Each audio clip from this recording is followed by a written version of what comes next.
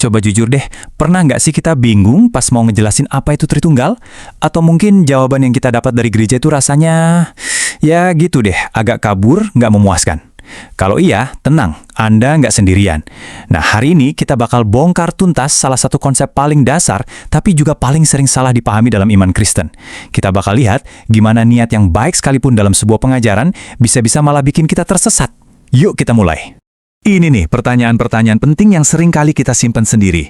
Kenapa ya Tritunggal yang katanya inti iman kita, kok rasanya rumit banget?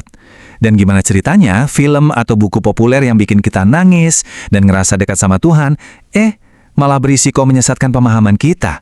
Jawab pertanyaan-pertanyaan ini tuh penting banget loh. Ini kunci buat kita bisa punya iman yang dewasa, yang gak gampang goyah cuma karena tren atau perasaan sesaat. Oke, kita mulai dari studi kasusnya. Ini adalah sebuah materi pengajaran untuk pemuda Kristen, Permata GBKP. Tujuannya sih mulia ya, pakai film yang lagi hits, The Shack, buat ngebahas gimana Tuhan hadir di tengah penderitaan kita. Idenya bagus, bikin Tuhan terasa lebih relevan dan dekat. Tapi seperti yang bakal kita lihat, jalan pintas untuk membuat sesuatu jadi relevan, itu kadang-kadang bisa membawa kita ke jurang masalah teologis. Niatnya baik, mau menyederhanakan konsep yang rumit. Materi ini bahkan pakai ayat yang indah banget dari 2 Korintus 13. Tapi, di dalam penjelasannya, ada satu kalimat, cuma satu kalimat kunci, yang maksudnya mau membantu, tapi justru secara nggak sadar, malah membuka gerbang kebingungan teologis yang sangat besar tentang siapa Allah kita sebenarnya. Dan inilah dia biang keladinya. Materi pengajaran ini mencoba menjelaskan Tritunggal sebagai perbedaan bentuk. Kedengarannya simpel dan aman-aman aja kan? Gampang banget dicerna. Tapi teman-teman, dalam teologi, setiap kata itu punya bobot yang berat. Penggunaan frasa perbedaan bentuk ini, tanpa disadari, sama persis dengan ajaran sesat kuno yang sudah ditolak mentah-mentah oleh gereja sejak dulu. Namanya modalisme. Jadi, modalisme itu apa sih? Gampangnya gini, modalisme itu percaya Tuhan itu kayak satu aktor yang punya 3 topeng. Di Perjanjian Lama, dia pakai topeng Bapa. Waktu di Injil, dia ganti topeng jadi anak. Terus setelah Pentakosta, dia pakai topeng Roh Kudus. Nah, gereja mula-mula menolak keras ide ini. Kenapa? Karena Alkitab jelas banget nunjukin Bapa, Anak, dan Roh Kudus itu ada dan berinteraksi di waktu yang bersamaan. Contoh paling gampang, waktu Yesus dibaptis, Sang Anak ada di air, Bapa bersuara dari surga, dan Roh Kudus turun dalam rubah burung merpati. 3 pribadi yang berbeda hadir dalam satu momen yang sama. Modalisme nggak akan bisa menjelaskan ini. Nah, kebingungan ini makin parah karena sumber ilustrasinya. Sekarang ayo kita bedah kenapa film kayak The Shack, meskipun kita suka, adalah pilihan yang sangat berbahaya kalau mau dijadikan alat untuk mengajar doktrin. Gak bisa dipungkiri, The Shack itu emang film yang nyentuh banget secara emosional. Tapi disitulah letak bahayanya kalau kita jadi ini sebagai dasar teologi. Film ini kan menyederhanakan Allah jadi figur manusiawi, jadi kayak kita. Terus perbedaan antara Bapa, Anak, dan Roh Kudus jadi kabur.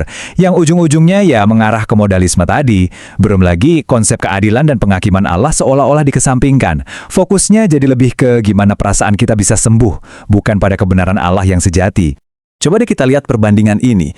Ini jelas banget. Di satu sisi, kita punya gambaran Allah versi The Shack.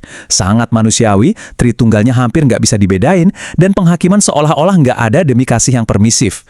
Di sisi lain, kita punya Alkitab yang dengan tegas bilang, Allah itu roh, Tritunggal itu 3 pribadi yang berbeda dalam satu hakikat, dan keadilannya itu nyata.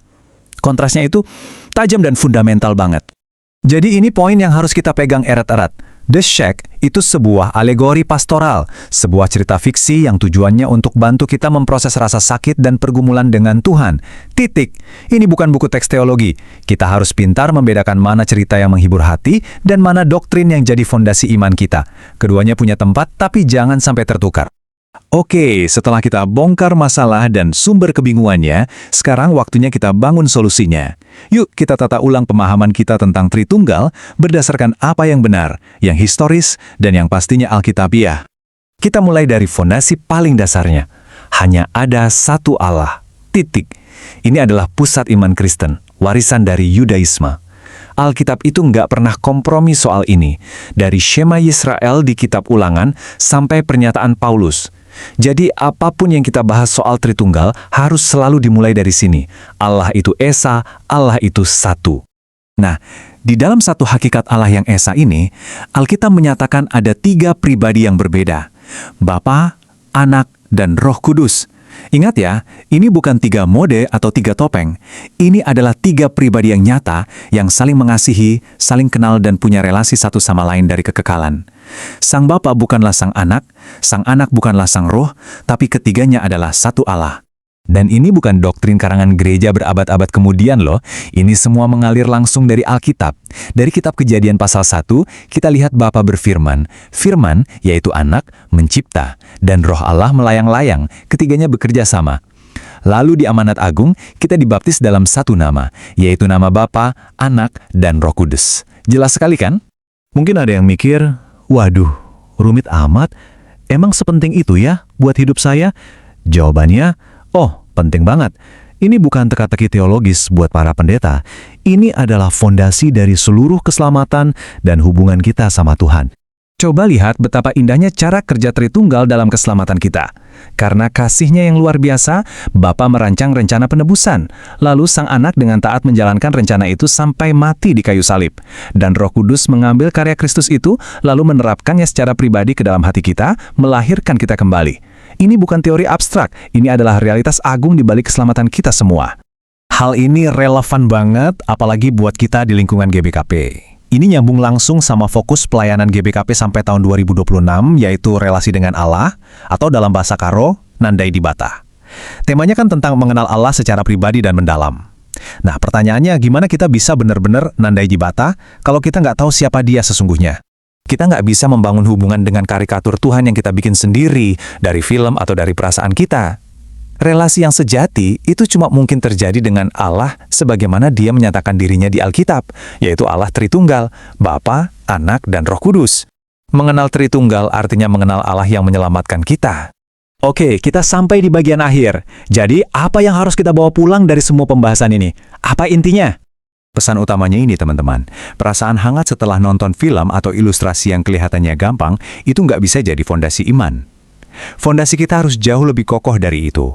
Kita harus selalu uji segalanya dan kembali pada satu-satunya otoritas yang gak akan pernah berubah dan gak akan pernah menyesatkan kita, yaitu firman Tuhan. Pada akhirnya ya, ini inti dari segalanya. Kekristenan itu bukan soal tahu fakta-fakta tentang Tuhan, tapi soal punya relasi yang hidup dengan Allah Tritunggal yang Esa, dengan Allah Bapa yang mengasihi kita, Allah Anak yang menebus kita, dan Allah Roh Kudus yang tinggal di dalam kita.